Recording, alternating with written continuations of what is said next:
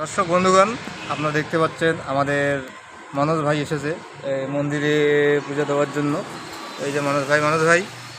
যাই হোক, আমি আজকে আসলাম দীর্ঘদিনের সবারই ইচ্ছা, উত্তরবঙ্গের মানুষ যারা এখনও আমাকে, আমি জানি আমাকে সবাই চেনেন, ভালোবাসেন, কিন্তু ভালোবাসাটা একটু আরও ভালোবাসে খুব ভালো হতো।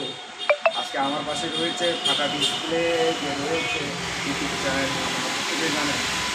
এই ফাটা ডিসপ্লের যে হেড, অর্থাৎ আমার দাদা, যিনি আমাকে ছোটোবেলার থেকে তার জীবন থেকে আমার অনেক বন্ধুত্ব এখনও রয়েছে, যে আমাকে নাটকটা কীভাবে করতে হয়, থিয়েটারটা কীভাবে করতে হয়, কীভাবে গান লিখতে হয়, সে শিখিয়েছে।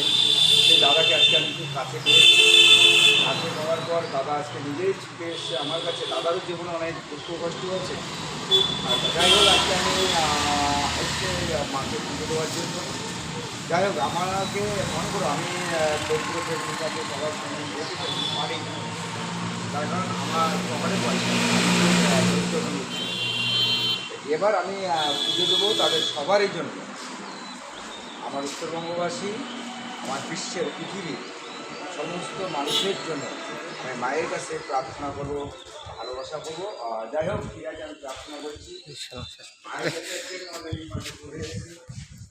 মাটির গাছ